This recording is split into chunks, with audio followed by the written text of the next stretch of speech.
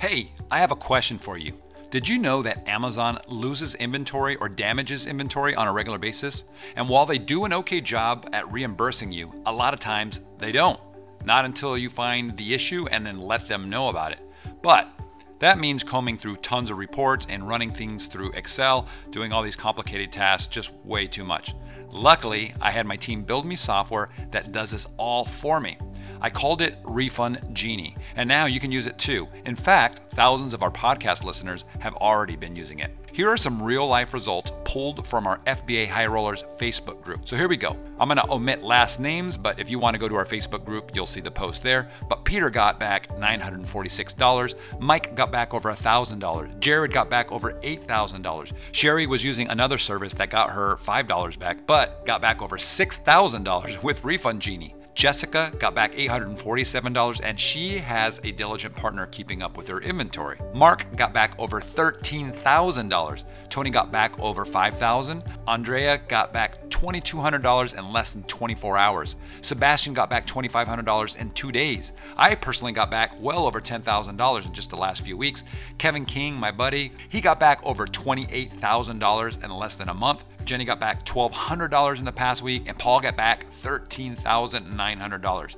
Now, these are real people in our group, like I said, all of them. Feel free to join our Facebook group and do a search for Refund Genie, and you'll see a bunch of raving posts. You can join our Facebook group, by the way, if you're not in there already. There's over 17,000 members by going to ampmpodcast.com/Facebook. By the way, we do not take 25% of your reimbursed money that Refund Genie finds for you. I know there are services that do that. I think that would be a lot. For example, if you're getting back $8,000, we'd feel terrible taking $2,000 of it. Instead, Refund Genie is included in our suite of tools for all paid Helium 10 members, but you get 10 Amazon seller tools that you can use for other things like keyword research, keyword tracking, hijacker alerts, misspelling generation, brand gate checking, listing optimizations, keyword index checking, and so much more. The same tools that I use, the same tools that a ton of big sellers are using. By the way, we also have a 100% money back guarantee. We only want you as a customer if you're thrilled with the tools. So Refund Genie is just one of those tools, and it's included in there. Oh, one other thing, you can check to see how much money you may be owed from Amazon for free. Okay, so you don't have to be a paid member to at least see how much you might be owed. Okay, you can make that decision after you see the numbers. So take at least 2 minutes right now. Okay, you can pause this podcast, go find out, and then play the rest of this podcast. Head over to helium10.com. That's helium10.com. helium10.com. Warning, the following podcast has been classified as insanely lucrative. Listener discretion is advised. So that business made me about $200 in the first month. Within 3 months, it was making me about $1,000 a month. Within 6 months, it was making me $3,000 to $5,000. Your attention, please. Listening to the AMPM podcast may cause recurring revenue streams and unfair advantages over your competitors. Other side effects may include fatter wallets, fired bosses, and longer vacations. Listen at your own risk. Here's your host, seven-figure entrepreneur and online marketing madman, Manny Coates. Manny Coates. Hello, everybody, and welcome to the AMPM podcast. My name is Manny Coates, and I will be your host, and this is the show where we discuss all things private label and how to generate recurring revenue streams 24 hours per day during the AM and the PM, hence the name of the show. Get it? AMPM podcast. As a matter of fact, I was just going through about 100 applications for some new VAs that we're going to be hiring, some new writers that we're going to be hiring. And while I was reading through these applications, I was making money. How cool is that? Pretty cool, I think. Speaking of which, this episode is dedicated to hiring employees overseas, specifically the Philippines. And my guest today is going to be John Jonas. He has an amazing website with tons of people. I'm going to let him tell you all about it. By the way, stay till the very, very end because it's a little bit long. It's over an hour, but it is chock full of awesome information that's going to allow you to essentially multiply yourself, okay? Instead of just you being in your business, you're now going to have 2, 3, or 4 of you as you train these people to actually do what you're doing, right? So you're going to have these awesome employees. And I asked him all the questions I could think of that somebody that's just starting out in this business, or maybe they're at that point where they need to hire their first virtual assistant or first writer or first person that handles customer support for their Amazon accounts, whatever it might be. I asked a ton of questions, so I think it should be pretty solid all the way through the end. If you really like it, okay, if you like this kind of content, let me know by leaving a review on iTunes, okay? That really helps me out a ton. I know not enough people actually do that, even people that love it. So that would help me out, guys, if you could do that. But yeah, without further ado, let's jump in right now. Hey guys, I am here with John Jonas. He is the founder of the largest marketplace for finding Filipino workers. The site is called OnlineJobs.ph, and they have over 150,000 Filipino workers on their database. And he's also the founder of Replace Myself. It's a site that teaches you everything you need to know about outsourcing to the Philippines. And get this, guys, he only works 17 hours a week. Welcome to the show. Yeah, thanks for having me. Is that true? 17 hours a week? Right now I'm a little bit less than that, but on average, yeah. Less. I need to learn everything that you know right now because I'm doing 17 hours per day, I think. We're worlds apart here. So, wow. Well, tell us a little bit about yourself and how you started this website and what it means, because we have so many Amazon sellers, people that are doing private label, that are like me, right? They're just completely blasted every single day. They don't have time to do anything. They don't even have time hardly to interview people. So the whole process of outsourcing and freeing up time is so awesome. Tell us a little bit about that. So I'll tell you a little bit about myself. Before that, I'll tell you that throughout this, at some point, I'm going to tell you the story of my son, who is 14, who runs an Amazon business also. And I will tell you what he does and what he doesn't do when we get to that. So I'm a terrible employee, and like working for someone else just doesn't work for me. The incentive to, if I do good work, I make someone else rich. If I don't do good work, I still get paid the same amount. It just doesn't work for me. I don't know why.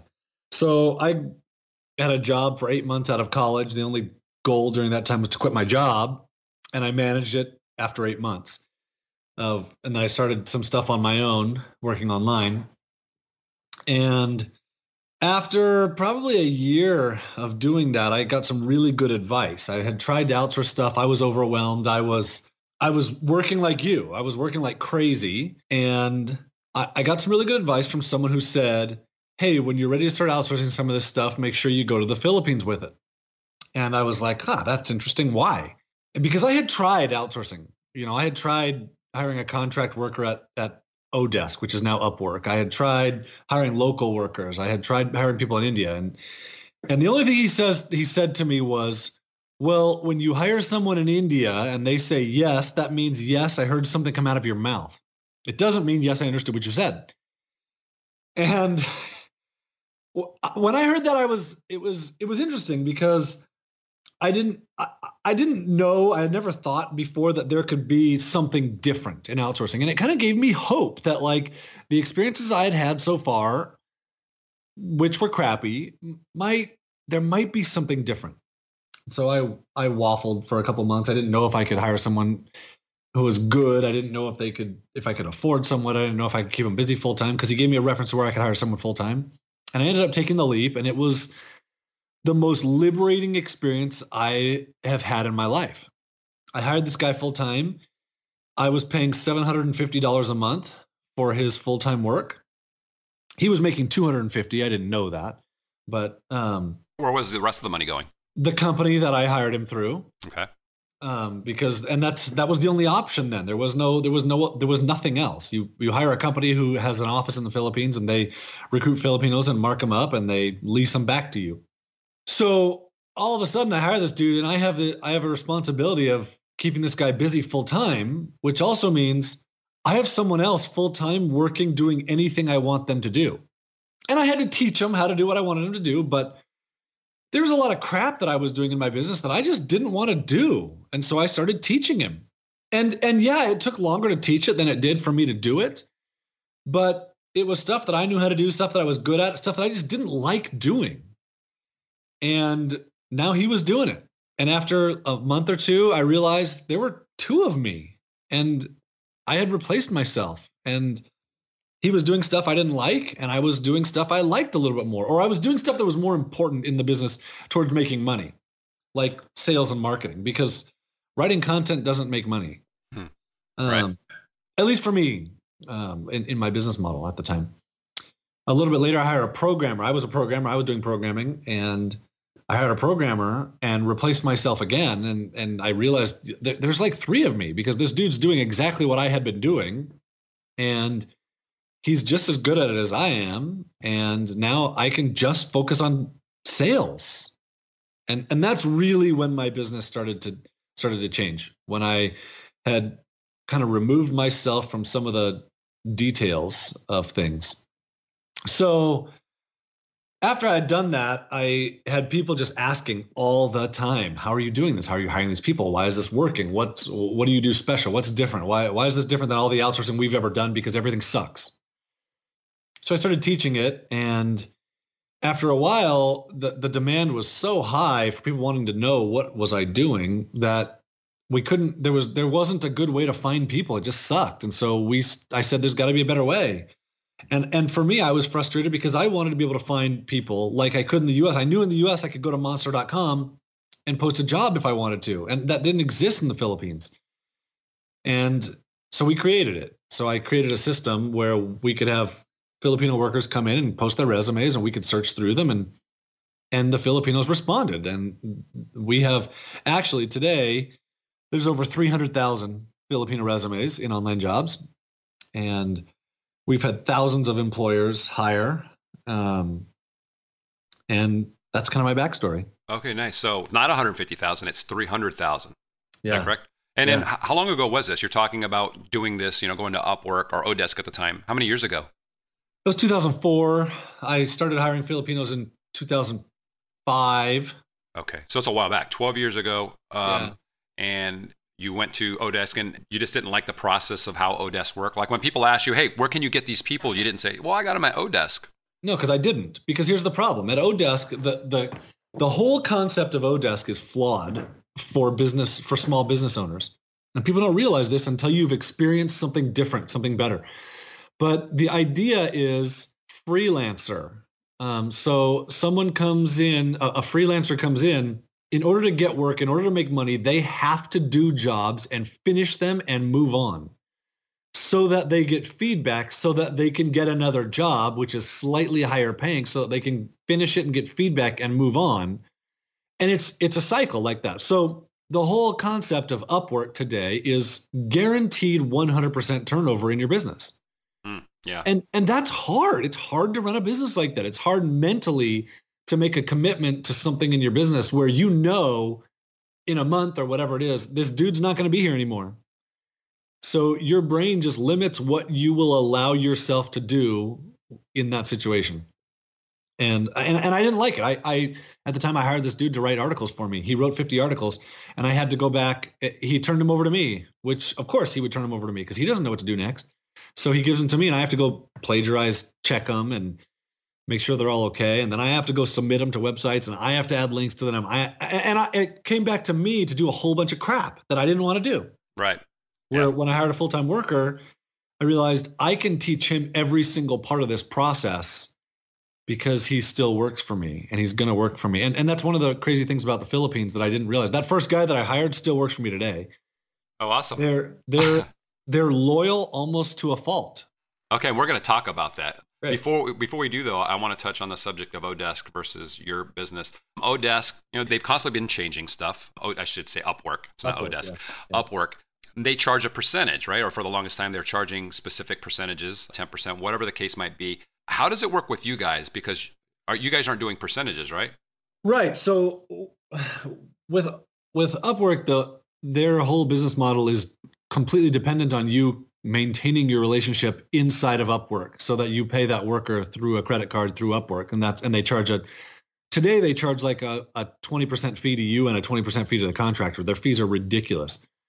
We are not involved. We just created a marketplace. So you find someone, you interview them. You can interview them through email. You can interview them through messages on our site. You can do whatever you want. You can Skype them. When you hire them, you can mark their profile on our website as hired so that other employers know this person already has a job and someone else is less likely to hire someone with a job. But then you're on your own. You're not obligated to pay them through us at all. So there's nothing else beyond that. The only cost is a recruiting fee to be able to access the system up front. $50. So is the $50, is that what they pay, or is that? No, you pay it. Okay. So is your business model then, I mean, they can post for free? Everybody? Filipinos post for free. Everything's free for them. So the business model for you on this site is then having people publish, or people like us that go in and say, okay, I want to start posting and responding and getting new hires. So it's yeah, you want to post a job or you want to contact Filipino workers. Right. Yeah. Okay. And it's reasonable. I saw the rates. I mean, just so that everybody knows, what are the rates? Of the Filipino workers? No, I'm sorry. What are the rates to actually use your system? If they want to come over and start using $50. But you have different plans, right?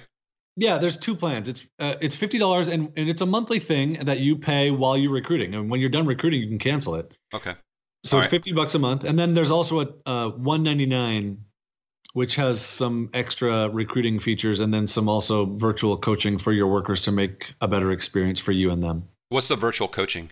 Where we work with the workers. So usually in the Philippines, this is it's interesting because they've never done this. They've never experienced this. And they've never worked for a foreign boss, and cultures are different, and so they don't really know what to expect. And so we work with them through that transition process of helping them understand why you're doing what you're doing as their employer and what they can do to make it better, to make sure they keep their job long term. Because really, the Filipinos really, really want the job that they got. And if something goes wrong, it's not because they're lazy. It's not because they didn't want the job. It's not because they got a better job. It's because something went wrong between you and them, and usually it's your fault, not theirs. And I can talk about that. Do you feel that, like in the U.S., people, they skip around on careers and jobs constantly, right? As soon as there's a better offer, or if there's better salary, they're off to the next place. You just train that person for free, essentially. Do you find that that's completely different when you're hiring Filipinos in general? Completely different. So, and that's the loyalty thing, where they're loyal almost to a fault of theirs. So that, I'll give you a couple examples. I hired a girl, and after a couple of years, she's amazing. I put her in contact with customers. And I never do that. I never have my people contact customers, because when people know how good my workers are, which they know, because I talk about it, they always offer them jobs. So I friended some of my people on Facebook once, and immediately they started getting job offers from people who saw, oh, you work for John, right? Okay. So I have this girl, and I gave her contact with customers and told her, look, you're going to start getting job offers from customers. I just want you to be careful. I'm a stable employer. We're good. We're long-term. I treat you well, right? She said, oh, don't worry, sir. I get job offers every day. I'm not going anywhere. So she was getting job offers from people who knew she worked for me. I'm sure for quite a bit more. And she's not leaving, because that's the Filipino culture. They don't do that. Okay, nice. So I want to whet everybody's appetite that's listening, because right now they don't know what it costs to get a VA. But I know that if, for example, I want to get an assistant here at my office, I'm going to be spending $2,000 to $3,000 plus benefits and everything else that goes along with that. What does it cost? I mean, and when someone wants to get a VA, what can you typically get a VA for? So a full-time person today is going to cost $450 a month. $450 a month for full-time work. And you can certainly find them for less. You can find them for more. It just kind of depends on what you're looking for. I have 21 people who work for me in the Philippines full-time. They do everything from customer support to programming to system admin to webmaster, design, social media, writing content, admin stuff. What else? I mean, anything that we do, they do. Okay. And they make between $400 and $1,100 a month. Do you have an office in the Philippines to house everybody? No. So everybody works virtually from their own They all location. Work from home, from their own computers. They're all over the country. Yeah. How do you deal with people that are working from home? They all have different internet connections. They have power outages because of all the storms, internet outages. Do you have a process or a plan for that? So typically, people work, I'm in Utah, and so they're on the other side of the world. They work night hours for me. They're not working my daytime. They work during their daytime. So when I give them tasks to do, or the tasks that they have to do, they work during their own hours, and they tell me what they did. So internet issues, I don't really have it. In terms of like connection speeds and whatnot, I never talk to people on the phone. They don't want to talk to you on the phone. If you can avoid it, don't talk to them on the phone. Don't talk to them on Skype unless you absolutely have to. And there's some cultural things behind that. They will do it if you need to, but they really don't want to. They don't? Why? Because they're worried. There's two things. They're worried that you're not going to understand them. That's a big thing. They know that they'll understand you because they watch American TV, they watch American movies, but they're worried that their English isn't good enough. So I've had a couple different experiences. One time I talked to a programmer. I thought I urgently had to talk to him because stuff wasn't right. And I talked to him and I could barely understand him. And it was a disaster. The phone call was a disaster. And this dude was amazing. We never had a communication problem. He always understood what was going on. We never had anything wrong until I talked to him on the phone. And then it fell apart. Yeah. Well, yeah, that was a disaster. Another time I talked to someone on the phone and they were super hesitant to talk to me. Mm-hmm. And I got on the phone and their English was perfect. Absolutely perfect. We had no issues whatsoever. But they're scared. They're scared to talk to you. Yeah.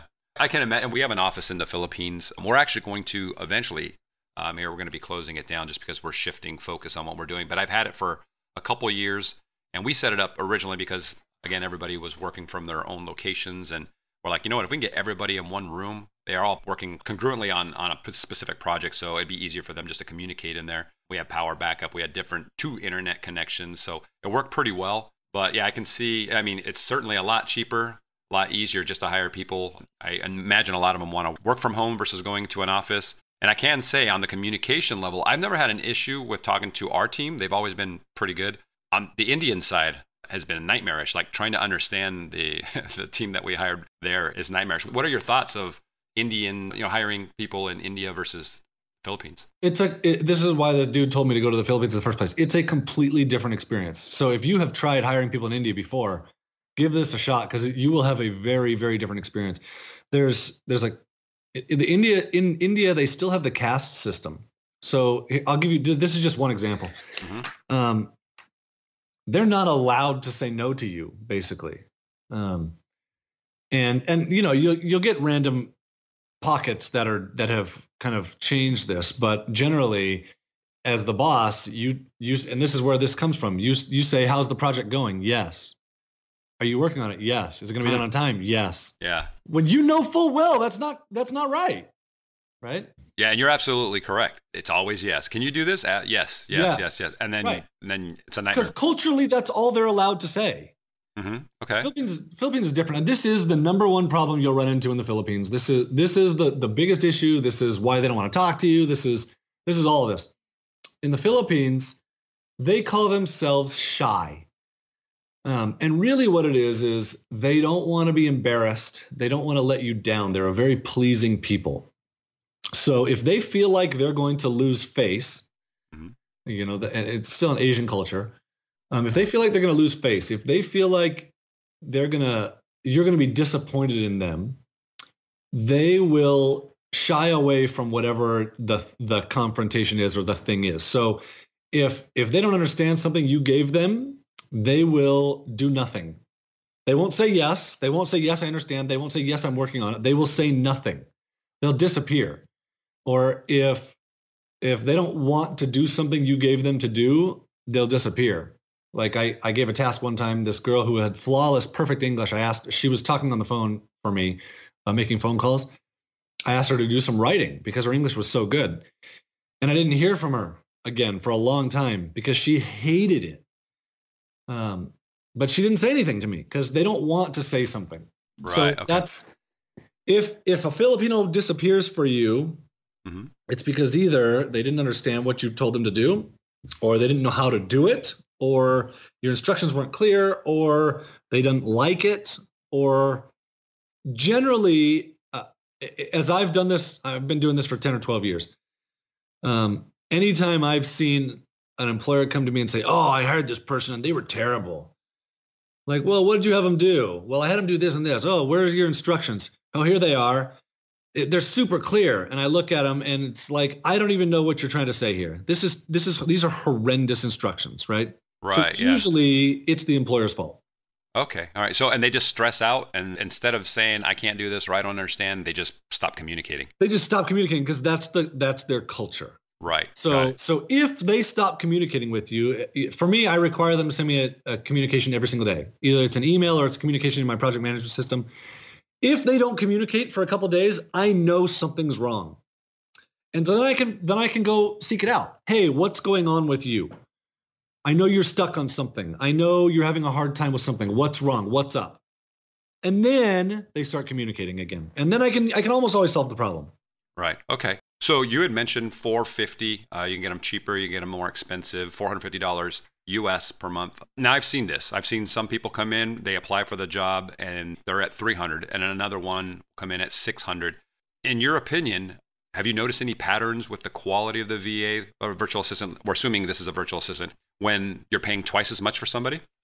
Generally, yes. You pay more, you get better, but not always. And obviously not always. I mean, I'm pretty good at recruiting, probably because I've done it a lot. And I have had some times where I paid more and was like, this is just mediocre.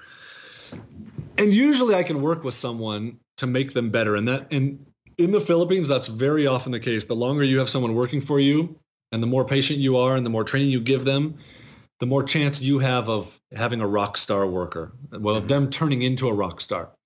But there's been a number of times where I've recruited really well and found someone whose skills I knew were good, and they're cheap. Like I hired this programmer. I hired him part-time because I knew he was so dang good. And this is probably 3 years ago. He started off at $250 a month. Wow, a programmer. $250 a month for a part-time, 20-hour a week PHP programmer. Yeah. So today we're paying him $1,100 a month full-time. The dude's amazing. John, have you hired programmers from Russia, Ukraine, Eastern Europe? No. Never? Okay. No. I know they're really good there, but I've just had such good experiences with Filipinos that I've never had a reason to. Okay. I was going to ask you what the differences were if you had hired people there, because I've never hired a Filipino programmer, only Eastern Europe. So it's too bad. That would have been a great comparison because the cost difference could be substantial, especially if you're going for high-level guys, in Russia versus high-level guys in the Philippines. $1,000 is nothing. Yeah, right. Yeah, I mean, and I have six full-time developers. They're all 1,100 or less, and they're amazing. They're so dang good. How do you pay your people? Or if I hire somebody off your site, what's the standard way of paying them? So you can pay through PayPal. The problem with PayPal recently raised their fees, and it's like a 7% fee, which you don't see that. They charge you 3.5%, and then they charge the Filipino 4%, which is just crappy. So if you hire through OnlineJobs, there's a service called Easy Pay in OnlineJobs integrated into your account. And you can use Easy Pay to pay, and it's super easy and fast and cheap. Okay. How does that work? Does it tie into your bank account? Yes. Is it a wire transfer of some kind? Yeah, not a wire, but yeah, a bank transfer, yeah. Bank transfers, okay. And what are the fees on that? None now. Oh, well, that's a good price. Yeah, right.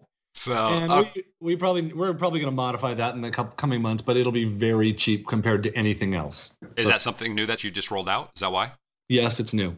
Okay. All right. Do you pay people more if you're asking them to work non-standard hours? Like if I want them to be online when I'm online in the US, they're going to be coming online at like 1 a.m. or whatever the time is. Do you pay more for that? Yes. How much more? How does that work? I don't know. I don't have anybody. I've had 2 experiences with it, and neither were very good. So they'll, most of them just want a job, and that's, because it's hard. The Philippines is a third world country. It's hard. And so if you say that I'm hiring someone, I need you to work US hours, they'll do it. What you'll notice if you develop a good relationship with them is their quality of life just suffers from it. It's crappy. And so I don't have any of my people working US hours. And part of that is because we just don't need it. We don't have deadlines or anything.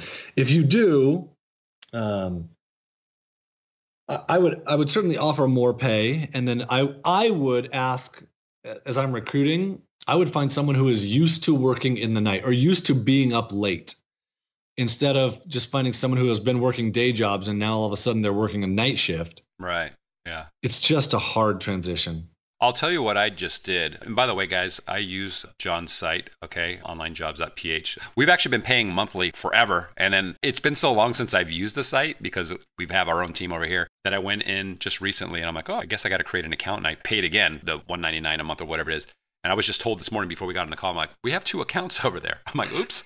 So anyways, but what I did on one of the posts, because we need VAs big time. You heard, man, we're putting in, we're double shifting it almost here right now. And we've got VAs and we've got people helping us. We've got a pretty good team, but we need to hire probably, 5, 6, 7 new people to help us with this. But we want, for the customer support side of one of our businesses, we want 24-hour support. So we want to get to people within an hour or two when they respond, because we have clients all over the world. So we need people to work those 8-hour shifts and kind of spread them out. So in the post, I actually have the job description, and then I say there's 3 shifts available. There's 9 a.m. to 5 p.m. and then 5 p.m. to, I had all 3 of them in there. And they each paid differently. There's a base price for the normal one, and then the salary actually increased. I think it was by like $50 or $75 more each time for the, I guess you would call it the crappier hours. Yeah. And we let people pick. And the thing we said, let us know which one you want and if you're open to more than one. And it's actually worked really well. I mean, we had over 100 people that responded, and people are picking their time zones. We're not telling them what we want them to work. So when I said we don't have people that work the night shift, that's not completely correct, because I did the exact same thing as what you did. We want 24-hour support. And so we do have those hybrid shifts that are like start in the evening and go to the night, and then start in the night and end sometime in the morning. We do have 2 people that do that, and we did the exact same thing. And it has worked out really well. I don't have like programmers or designers or anybody else like that working night shift. Right. Okay. All right, cool. How should I? Because I'm looking at this. It was like 100 people. Now it's like 140 or something like that. 140 people that have applied, okay, for this VA position. How do you filter through all of them and find, narrow it down to 4, 5, 6 people? I mean, what's the process there? No, I have a really good process. I'm wondering if I want to step back for a second and tell a quick story, just for people who, I don't know how many people just have no clue about this. Let's do it. Yeah. So can I tell a quick story? Absolutely. Yeah. Right, I love stories here. So I want to tell a story about, I want people to understand a little bit of what's possible here, of what you can do with this. Years ago, when I first cut my workload down, my wife was 7 months pregnant. She has some health problems, can't work. I sent an email to 2 of my guys in the Philippines, told them why I couldn't work. I had to take care of my 2 other kids. My wife was on strict bed rest for 3 weeks.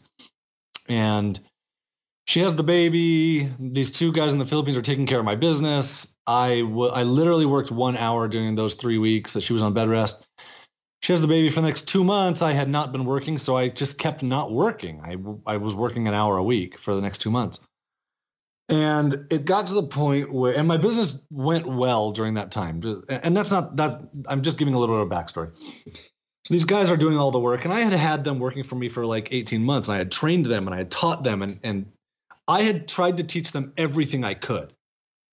So during these 2 months, it gets to the point where I'm bored. I have to do something else. There's only so many times you can take your kids to the golf course in a day. And I needed to start a new business. And so this business, I was going to start with the concept of how far can I take this outsourcing thing? Like, how good can these people possibly be? And this is not going to be everybody. And the guy that I did this with had been working for me for a while, and I had taught him and trained him, and I had built a relationship with him. He had been working for me for about 18 months. So here's what I did. I designed this business it was an internet business. We're going to write content and build a website and drive traffic to the site, and we have a revenue model with it. So I explained this all to him in an audio. I recorded myself talking for half an hour and explained everything about it, the business model, the goals, how I want the site to look and what I want it to do and how we want the content. And I explained everything. So I bought a domain and I sent it to him, and he gets the audio on the domain, and he listens to the audio, sets up the domain on my hosting account, sets up WordPress on it, starts changing the theme according as I've described in this audio. And he sent it back to me after a couple of days, and it was terrible. And I worked with him through this. And I'm telling you this story for a couple of reasons. I want you to understand that I worked with him through this and told him like, hey, this isn't right and that's not right. And let's change this. And this is really good, but I want this over here. And so I worked with him for about a week on this site, just making it look how I wanted it to look. And we got it right. So the point isn't that, oh, everything's perfect the first time. The point is that we got it done and I didn't do the work. So then he starts writing the content. The first thing he writes, according as I had described in that audio, and it was terrible again. And I almost threw up my arms and said, I don't think this is going to work. But I stuck with it and I worked with him through the process. And it took a number of weeks before we got that first piece of content right. And then after that, I've never had to deal with it again. He just writes them. So he starts writing the content, and then he starts doing SEO, and I taught him how to do SEO, and he starts doing Facebook marketing, and I taught him how to do that, and he starts doing Craigslist, and he starts posting in forums, and he sets up the AdWords campaign, and I've taught him how to do that, and he follows it through until it's profitable, and he's doing all of these things that you hear about that you should be doing. I was implementing them. I just didn't do the work. He did all of the work. So that business made me about $200 in the first month. Within 3 months, it was making me about $1,000 a month. Within 6 months, it was making me $3,000 to $5,000 a month. Within a year, it was making me $10,000 to $15,000 a month. Yeah, nice. And yeah, that's good. Cool, right? But the point of that whole story is they're capable of doing very, very good work. They're capable of doing good thought work. They will think. They're capable of doing good work and not stealing from you. They don't want to steal from you. So, your Amazon business, whatever it is you're selling, they don't want to steal it from you. In fact, I took this business so far as to teach him how to join affiliate programs and how to get the affiliate links and then how to report to me on how much money we were making. And so he would send me a report each month saying, here's how much money we spent on AdWords. Here's how we did on SEO. Here's the affiliate programs. Here's how much money we made. Here is what I think I can do to improve this business for you, sir. That's the report I'd get. So this isn't going to work every time for everybody. But I wanted to tell this just so that there's like a little bit of background of what's possible here and why this is so different than anywhere else, any other kinds of outsourcing you've tried. If you had tried hiring a contract worker, you cannot do this with a freelancer, with someone who's temporary. It's impossible.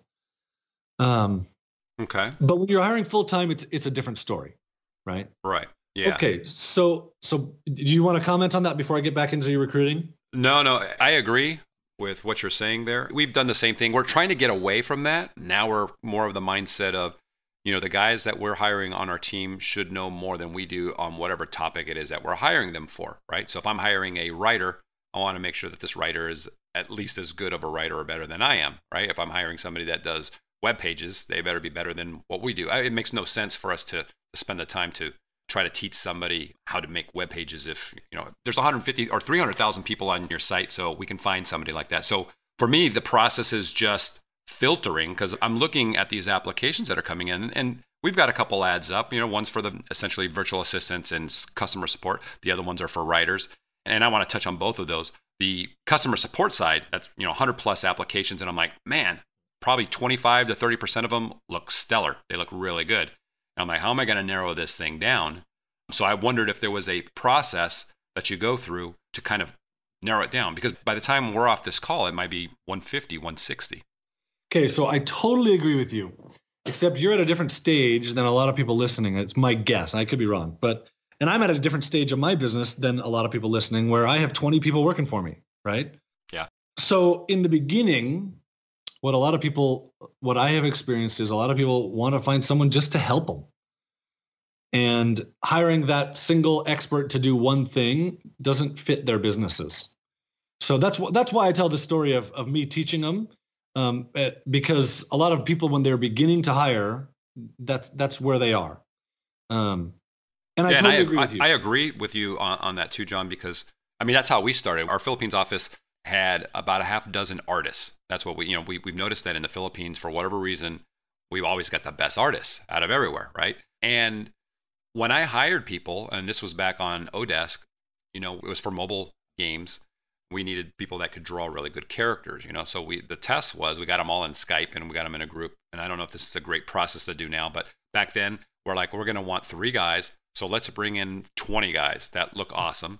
And then let's give them a task and we'll pay them for 1 hour, all of them. We'll pay them all, the rate. And then we want you to draw a robot, and we gave them, the details. You have 60 minutes, submit what you got. And then we looked at how long it took them to submit what they did. And then we looked at the quality. And from those 20, very quickly we noticed people that just didn't fit. Their style was bad. They didn't complete it in an hour. We had other people that were awesome that, in 6 minutes they had finished what we wanted. So we hired the 3 people. We actually hired more than 3 people that we needed and built the team. And that's how we did it, by hiring multiple people and then squeezing it down from there. I don't know if that's the appropriate process for dealing with, virtual assistants, what we're trying to do here ourselves. Yeah, it's not my favorite, but everyone's different. It's probably not my favorite because of my personality, where I would prefer to recruit one person I know. Yeah, anyway, it's fine. What you did is fine. It's great. And it worked. And that's all that matters in the end, right? Did it work or not? Yeah, it worked great. Yeah, we had great people. I feel like it got rid of the potential problem. Had we hired one guy that, one of the guys that we cut, we wouldn't have known. There was no comparison, right? So we wouldn't have known if he's really good. Like, oh yeah, he finished it in 60 minutes. It looks awesome. Whereas, applicant number 2 over here did the same quality. So they looked like they're the same, but he did it in 5 minutes or 10 minutes. For us, it was a good comparison. That was art. It's a little bit different than, customer support. Yeah. Right. And that's where I want to get to, because that is awesome that you can provide a task like that in art. And I've seen a couple other things where you can do that, but often you can't. Like customer service, what do you do? Right. Okay, so here's what I do to recruit. Here's how I narrow it down. You posted a job, you got 100 responses. The other option at Online Jobs is to go in and contact people. And what I see often is an employer will say something to me like, I'm shortlisting candidates right now, and then I'm going to contact them. And that's the wrong approach to take. The problem is in the Philippines, they're so loyal that if they already have a job and you shortlist your candidates and email 3 people who already have jobs, chances are they're not even going to respond to your inquiry. So you have 2 options: post a job, which you did, which is great, or you can contact people. If you're contacting people, you got to contact a lot of people. You're going to contact 30 people. And you're going to pay less attention up front to exactly their perfect skill set. You're just going to contact people who are relevant. So now you're at the same point. You've had 100 people respond. If you contact 30 people, you're going to have 14 of them respond. And now your job is to interview these people, and by asking lots and lots of questions. This is what I do. So I will respond to, of those 100 that responded to you, I will respond to the ones who didn't send me a form letter, or if their form letter looks amazing, I'll respond to them and I'll start asking them questions. I'll ask them 3 questions in the first interview. And that'll depend on what I'm interviewing for. And then I'll get their responses, and some of them won't respond. And they'll self-weed themselves out by not responding to my stuff. And the reason I ask lots of questions over lots of emails, so I'll ask 2, 3, 4 questions in each email, and I'll do that 10 times, is because I get to gauge, one, their responsiveness. So one of the big deals that I find in working with people overseas who are working from home is, how responsive are you? Do you respond within 6 hours, or do you respond in 3 days? Because if you're responding in 3 days while I'm recruiting you, the chances of you responding in 3 days after I've hired you are pretty good. And that doesn't work for me. I want you to respond today. Yeah. So if I'm sending them lots of emails, I get to see, oh, you respond every single time I email you. Oh, this dude takes 3 days every time I email him. I'm done with you. I also get to gauge how they think by asking lots of questions. You'll just start to notice, like, oh, your responses are more well thought out than this other person's. Or I get to gauge how detail-oriented they are by asking lots of questions. I ask you 4 questions and you only respond to 3 of them, and you do that 2 times in a row. What are the chances that I'm going to assign you 4 tasks and you're only going to do 3 of them? Well, you're going to ignore one once I've hired you. Pretty good. Yeah. And if I can comment on that, we did that specifically in the post. First of all, it's the old technique that we've always used from even 10 years ago, which is, hey, somewhere near the bottom, by the way, to ensure that you are detail-oriented, you've read all the instructions that we need, make sure you address me as Mr. Private Label or something like that, right? And then at the same time, we have some other questions in there. And I also had, the 3 shifts, and make sure you let us know which shift you would prefer. So very quickly, I can eliminate people. If it doesn't start off with, hey, Mr. Private Label, boom, gone, skip next because they didn't follow the details, right? Absolutely. And that's Okay. one of the questions I'll often ask is attach a picture of a pink Cadillac to the next email. Ah, that's nice. Why? Like, that's so stupid. Yeah. But are you willing to do it? Yeah. And what I really love is when someone questions it. Like, hey, you said attach a picture of a pink Cadillac. Why do you want that? What's like, okay, that's awesome. You're thinking. You didn't ignore it, but also this is a stupid request. And you're willing to question me? That's awesome. I love it. Yeah. Yeah, that's cool. I've never thought of having them attach an image. So once I've interviewed them, what I always find is someone stands out. Someone stands out through that interview process, and I can usually narrow it down to 1 or 2. And if I have 2, I hate it, and I pick one of them, and that's when I hire. And when I hire someone, so for me, I don't love giving them a task ahead of time like you did. Although I have done it occasionally, and it's really important that you tell them you're going to pay them and that you pay them after they've done the task. One of the big issues in the Philippines is they're very scared of doing work and not getting paid. And so if you ask them if you insist that people do a task while you're recruiting them, the chances of you losing people is good because they're going to do a couple hours of work and you're not going to pay them. And that's a common issue. That's a very common thing with Craigslist, which is why a lot of Filipinos shy away from Craigslist in trying to find a job, and why you find so many scams on Craigslist, because it's free. There's no exchange of money, and people try and get free work done. And so you get Filipinos with crappy skills looking on Craigslist. It's just a problem, right? And that's why I tend to avoid that process. Instead, I find the right person. I've interviewed them very thoroughly. I offer them a job. I tell them, I expect you to work 40 hours a week. I don't care what hours you work. Here are my expectations. Here's the training for your first thing. Here's, I introduce them to people, whatever. So I've then hired the person at that point. So okay. Now, if their salary, because it says, what they're expecting, if they say, hey, 250 to 350, and your job post was for $400 a month, do you pay them the $400, or do you go down from there because that's what they're willing to take? That's one of the questions I always ask in my interviews is, how much money are you looking to make? Then it puts it in their court. How much do they want? Okay. So you don't go based on what it says on their resume at the top. Your system shows it. Yeah, right. I don't post jobs very often when I recruit either, but that's just me and my personality. That's just a personality thing. Right. There's one way is not better than the other. So John, here's something that I've noticed. I'm going through these applicants, and it seems like there might be a template email that or a lot of these people are responding with, because they read very, very well. And once communication starts and they're responding back in detail to a question I have, the grammar just falls apart. It doesn't match up with what the initial contact was on their part.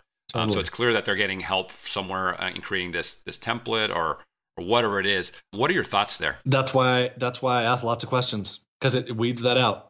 And I know it's too hard to get help from a friend 10 times, Right. So, yeah. And we did that for the writer portion. We had them specifically, we asked them a question about a specific thing and said, hey, send us, 200 words on your thoughts on this. Yeah. So take just a couple of minutes. Write me one paragraph about why I should hire you instead of someone else. I don't want to hear because you're loyal and hardworking and you want to learn more. I don't want to hear that. Tell me something, right? Right.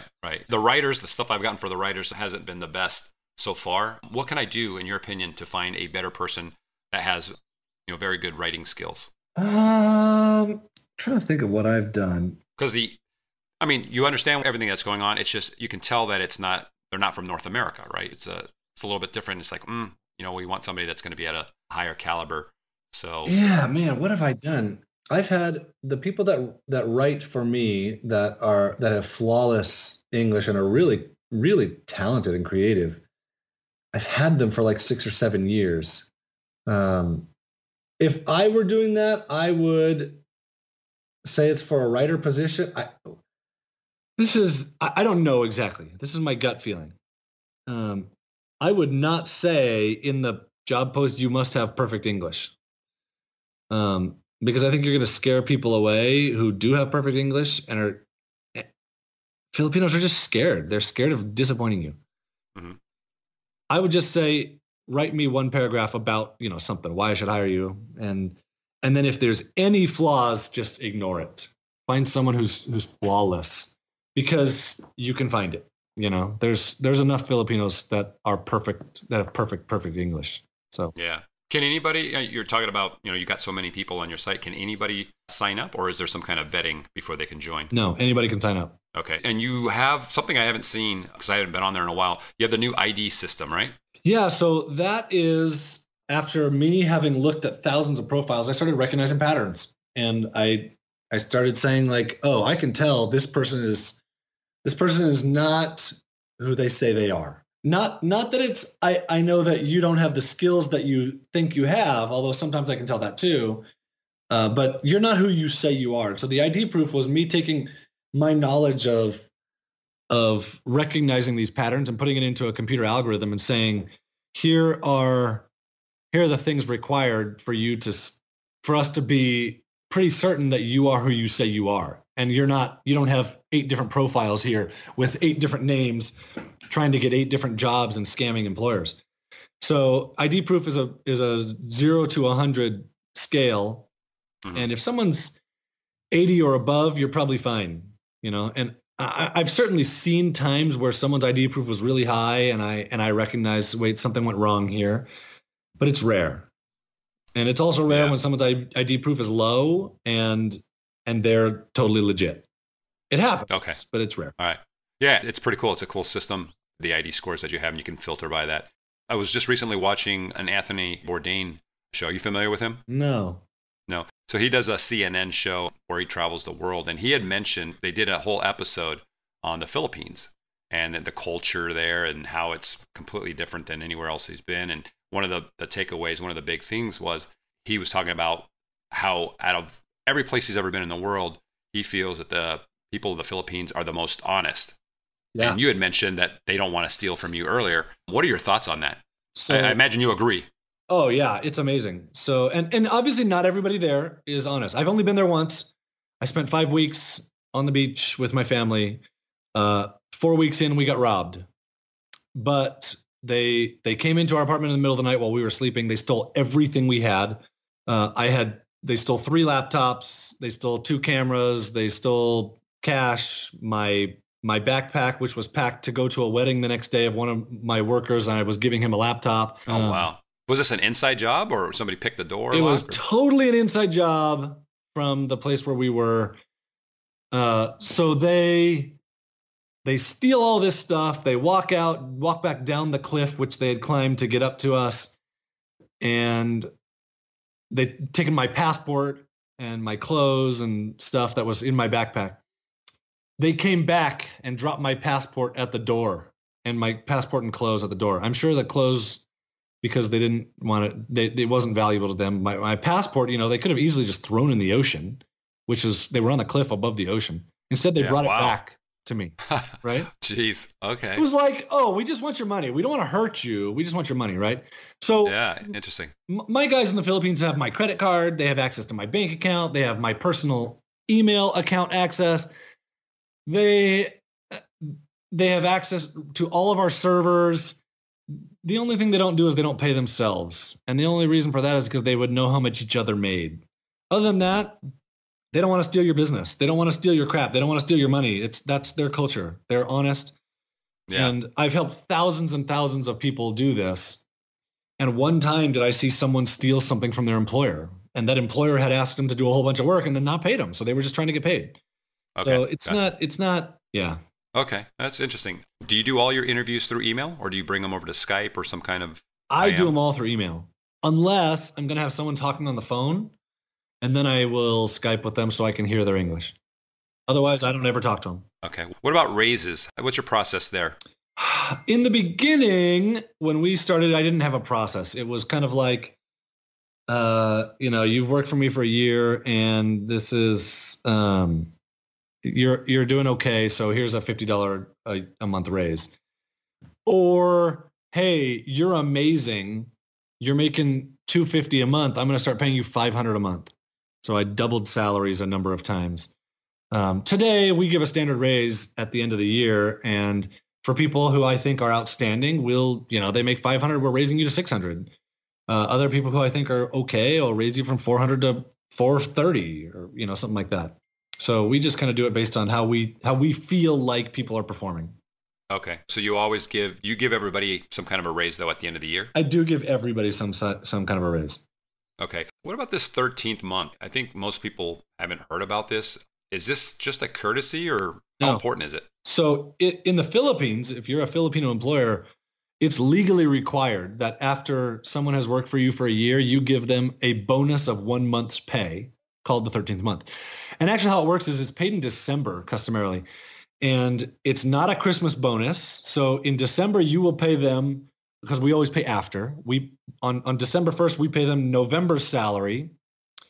And then we'll pay them 1 month's salary on like December 5th. And then January 1st, we pay them December's salary. So it's a bonus. If you want to send them a Christmas bonus, you send them a Christmas bonus around Christmas time, and which we usually do. We usually send them $25 around Christmas time after having paid them the 13th month. It's not legally required because you're not in the Philippines, but you should be paying it. They will expect it. It's part of their lifestyle. It's important to them. Yeah, I've hired enough people. They don't, at least the people that I've hired, have not asked either, because we'll go and we'll forget. Something will happen, right, with somebody new. And then they don't mention it. Yeah. And then it'll be January, like, shoot, did we not pay that? Totally. So let's talk about paying. So when I hire someone, I always tell them, we pay once a month. I'm going to pay you once a month on the first of the month. I want you to send me an invoice every single month so I don't forget to pay you.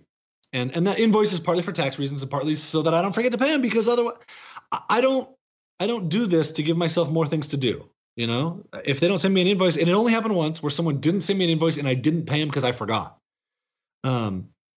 So that's how I do it. When you get started, you'll probably need to pay your people once a week in the beginning, and you'll probably tell them, I'm going to pay you once a week for a couple months so that you know that you can trust me. Because we often think, I don't know if I can trust that person in the Philippines. We never think, that person is thinking the same thing. I don't know if I can trust this employer, which is what they're thinking. So pay them once a week for the first couple months and then switch to monthly. I also always tell them, hey, I know about the 13th month. I will pay it. I just need you to remind me, because otherwise I'll forget. So would you pay the 13th month if you're hiring them, 3-4 months before the end of the year? Yeah, do you still do super important. It's a prorated thing. So if you hire them today in May, in December, you're going to pay them 7/12 of a salary because they work for you for 7 months. So that's standard. That's just that's the way the law works there. Yeah. Okay, interesting. We just let someone go this month, and we're going to pay him his 13th month. Oh, so you do that too. So if you're terminating them for whatever reason. Yeah. He worked 5 months this year. Now you pay them as, it's essentially a severance. Yeah. Is that the way it works? No, it's not a severance. It's just standard. It's how it works in the Philippines. So you tell them it's the portion of the 13th month that you've earned. I'm paying him when I let him go, so this question always comes up. I hate doing this. I hate letting people go. I don't do it very often. But I let someone go this month. We paid him. I said, hey, you have till the end of May. I don't expect you to work very much. But I'm going to pay you for it. I'm going to pay you half of next month. I want you to spend this time looking for another job. And we're going to pay you the half of the 13th month.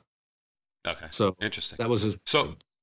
So the 13th month, that's obviously something that's absolutely completely different than what we have here in the U.S. Oh, yeah. What are the main cultural differences that someone hiring a Filipino should be aware of? So the biggest one I already talked about, which is them disappearing, which is not their fault. They're not disappearing because they don't want the job or they're lazy or they're crappy. Right. Mm-hmm. The second one, they will call you sir, and there's nothing you can do about it. Sir or boss? Yeah, I get that all the time. Every single communication you ever have. So the first time I hired someone, I was like 27, and I got this email that said, "Dear sir," and I remember feeling my stomach turn over. I'd never been called sir before in my life. And and if you're a woman hiring, they will call you sir, ma'am. Oh, interesting. I don't know why. Right. That's just what they do. Leave it alone. Let them call you sir, ma'am. Do you ask them to, just to call you by your first name, or to this day, it's still sir? It doesn't matter what you do. Okay. I just left it alone. I have asked a couple times and it didn't change anything. So I was like, fine, just call me sir, whatever. Okay. Another All right. cultural difference is the internet outages and power outages, which you mentioned. You will get an email at some point which says, "Dear sir, I'm so sorry I couldn't work today for 4 hours because the power went out, but don't worry, sir, I'll make it up for you tonight and on Saturday." So you know it's happening. You know they're trying to be honest with you. You have to figure out how you're going to deal with it. In the beginning, I wanted them to make up the time. Today, I don't really care. I really just want to make their lives better. I want to take care of the people that work for me. So that's something you'll have to figure out. But it will happen, and you need to plan for it. Great. All right. Are there, here's a gross generalization, but if you had to pick something or maybe even a few things, what tasks would you say you should not outsource to the typical Filipino worker? So good. Okay, so my son, when he was 11, is a super entrepreneur and comes to me and says, bugging me to start a business. And I only had two options. Either I help him start a business or I discourage him from starting a business, which obviously I wasn't going to discourage him. So I gave him an Amazon course and I told him, go through this and come back to me with ideas for products. So he does, and we end up finding something. And so the second time he starts selling this thing on Amazon, right? And he's making money with it, and it's awesome. The second time, though, which is standard with all American entrepreneurs, he didn't want to do it. He didn't want to go through that process of finding another product. So he tries to give it to a Filipino, which is great. So it's something they can totally do. Like, you teach them the criteria, but in the end, you have to make the decision of what the product is, not them. They don't want to make that decision. They're very worried about making the wrong decision and you being disappointed with them. So there's one thing, and this is a generalization across all things. Here's another example of this. I gave someone an info product once, and what most people want to do is say, hey, here's this info product, implement this. And every info product I've ever seen assumes that the CEO of the business is the one reading it and implementing it. So you're the one making the decisions. You're the one writing the hard copy. You're the CEO is the one doing that work. If you give it to a Filipino, you're going to be very disappointed in what your results are. You have to make those business decisions. So that's something definitely do not have them do, making business decisions. Another thing that I have found, so my son and his business, the reason I told that was because there's two illustrations there. He creates the product. He wrote the first description and I modified it for him. The second product, he didn't want to write the description again. So we had a Filipino do it. And it's not good.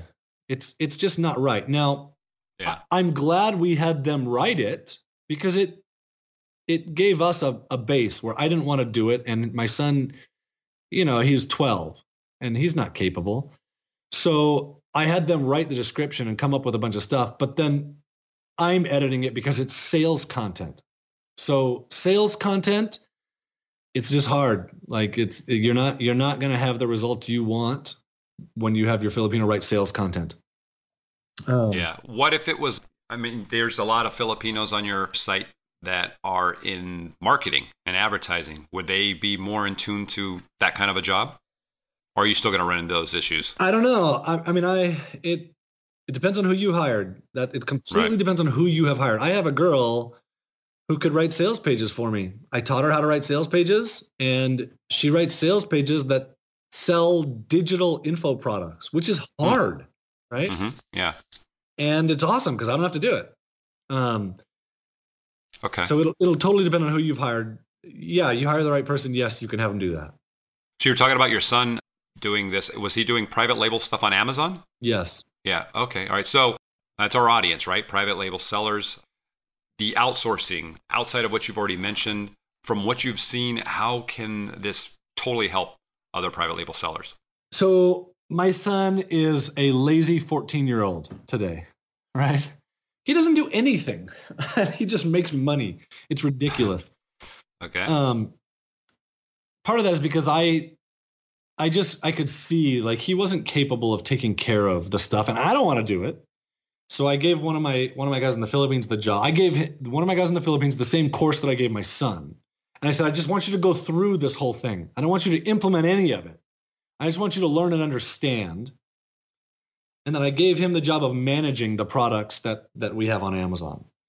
So he starts managing like, oh, we have a problem. Amazon says something has to change, or Amazon changed our description. It's crappy. And so he'll redo it and send it to me. Is this okay? Or what should we do here? Or he manages customer feedback. So we get reviews. He manages, what if we have to respond to something, or he manages inquiries from customers saying, hey, we have a problem. He handles all that. Okay. He requests feedback from every purchase. He does that manually. You don't use like an automated system? No, I didn't even know there was automated systems. No, he doesn't. Oh. I don't know. Okay. I don't do anything for it. All right, gotcha. Except for he'll tell me, hey, we're running out of stock. You should order. Here's how many we've sold recently. So I don't ever even look at it. I don't log into Seller Central. Okay. Does he log in directly to your account? Have you set up a special account? Is there VPNs, anything that you do special? I don't know. I don't know what we did, but he probably just logs straight into my account. Okay. All right. So you've got all these workers so that you don't get overwhelmed, by micromanaging everything. Do you have any systems that you put in place? So one of the things that I've always tried to do is give people recurring tasks that they can always fall back on. So he's, when he doesn't have a task to do, he can go request reviews, right? It's something he can always do to keep himself busy. Or he can do some sort of promotion for whatever it is, or he's doing admin tasks for me that are recurring. So one of the things that I find is, rather than having to micromanage everything they do, if they have tasks to fall back on and they don't have something, it's okay. So it's okay for me to just leave them alone for a little bit, right? I don't have a team manager for them. I have a business partner, and he manages our customer service people, so I don't deal with that. But other than that, I manage our programmers. My partner helps. I manage our programmers and our designers and our social media people. But that's all I do. That's it. That's the extent of my work. Is I think through problems and I have someone else fix it. Yeah, smart. Do you have any tools that you recommend to manage these virtual workers? Yes, actually. Yeah, now that you mentioned the word tools. So we use Basecamp to manage projects, which is great. We love it. It fits my work style. I love Basecamp. The bigger one is Jing. And Jing is, do you use something like that, Jing, Snagit? Jing is awesome. Yeah, all of those, and show them instead of tell them, right? It's so amazing the difference this makes in your ability to manage and to manage quickly. So Jing is screen capture software made by the makers of Camtasia Studio. It sits open on your desktop, you drag it out, and it'll capture an image of your computer. And then you can annotate that image super quickly, super easily. Or you can drag it out on your screen, and then it'll record a video of you talking and showing them exactly what you want done. The real magic of it is when you're done, you just click upload, and it uploads it to a server and gives you the URL. So you don't have to fiddle with your hosting account or anything like that. So I use Jing probably 50 times a day. That's the way I give feedback to people. I awesome. Either take an image or I record a video rather than typing it out in a super long email. I record it, and then they can see exactly what I'm talking about on the screen. That changed everything, and Jing is free. So jingproject.com. Super powerful. Yeah, we use similar tools. So any other tools? My team likes Slack. They set up Slack so they can talk with each other. So we use Slack. Okay. Yeah, we do too. Awesome. Okay. So we're using similar systems. So that's pretty cool. Is there anything that somebody can put in their job posts that make them stand out, makes a Filipino worker kind of pay attention? Because you've talked about what not to put in. They're like, hey, you must have perfect English, scares them away. Is there anything on the opposite side of that? There's nothing that I have, nothing that I know. I'm sure there are some people that would have something, some people with more recruiting experience than I do. But there's nothing that I know of. How do you motivate your Filipino workers? Oh, dude, that's such a good question. So in the Philippines, this is just a general good management technique. But in the Philippines, it's especially important. they thrive off of positive feedback. So when something goes wrong, don't say, oh, you suck. You did this all wrong. Tell them, hey, thank you for trying. I really appreciate your effort. Even when it's like the most painful, I'm telling you this from personal experience, even when it's the most painful thing you can think of is saying, hey, thank you for trying.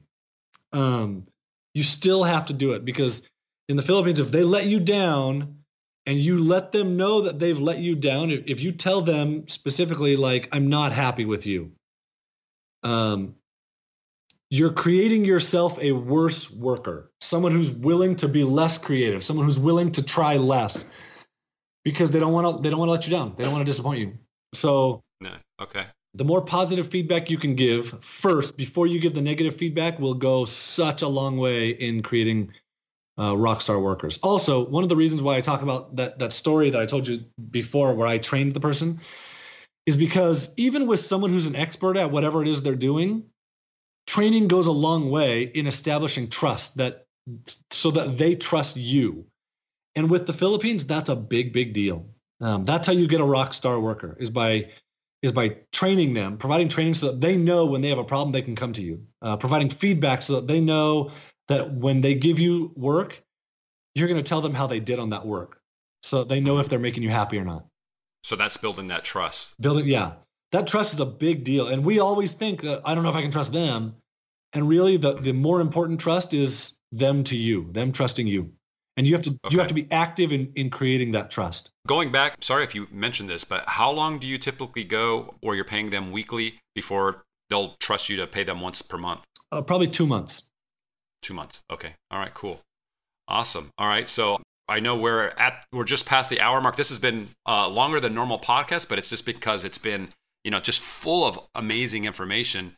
I want to mention, you can hire, I'm in California, so things are a little bit more expensive. We got what you call the quote unquote California tax on everything, right? Yeah.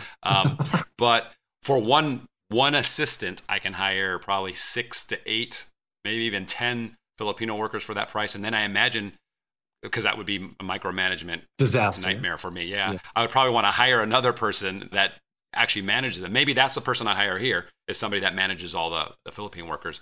Did you want to mention anything on that? Yeah. So this is what you just mentioned. You're not doing, but I hear this often from people, and it's the wrong approach. I had this guy that says, "Oh man, John, this doesn't work. I hired 20 guys to do SEO, and nothing ever happened." It's like, what did you expect to happen? Would you hire 20 US people all at once and expect, because you hired a whole bunch of them, that you're going to get really great results, even if because every one of them is going to do something tiny? It's the wrong approach. Don't take this as, oh, instead of hiring one person, I can hire 8. Take it as, instead of hiring one person, I can hire one person. It's just going to be a lot more affordable, and I'm going to get them really amazing. And then I'm going to hire another person. And this is why when you asked me saying we need to hire 6 people, why I hesitated with that. And I said, that's a mistake. I didn't realize you had so many people working for you. So you already have the management ability to do that. But generally people, when they're starting, they say, oh, I want to hire a team. So I need 5 people. And that's hire one and make sure this works for you, because it's different than hiring someone in the US. And start with that one person, get them doing one task, get them good at that one thing, and then hire someone else. Or train them. Yeah, or train them to the point where they can help you hire the next person and train that person, especially using Jing, like you just mentioned. If you can get all of these SOPs in place, right? And it's like, this is how you do this. There's a video number 1 for that. And here's how you do this. And here's how you do. They build the training for you. It just starts freeing up time. Oh yeah. Especially if you're training for the same position again. Exactly. Yeah. I mean, so that's the blueprint to become John Jonas and work 17 hours per week or less this week.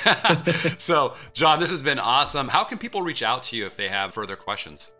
I am infinitely available through email. I do not like social media. I guess I'll respond to Facebook Messenger things, but and I don't take phone calls. So, but if any contact us link on my websites, if you ask for me, it'll get to me. It's going to go through a Filipino first. Exactly. I will be posting this in our Facebook group. So if you do want to be in there, and just so that you can see what people are saying, let me know. We'll get you in there and set up. But I appreciate you coming on the show. Thank you very much. Hey, you are not alone. okay? We have over 19,000 Amazon private label sellers in our Facebook group. It's a huge community, okay? Tons of information is being posted daily, and I want you guys in there, all right? So there's a few ways to get there. First of all, you can go to Facebook and you can just type in FBA High Rollers in the search field and we should pop up, okay? That's gonna be us.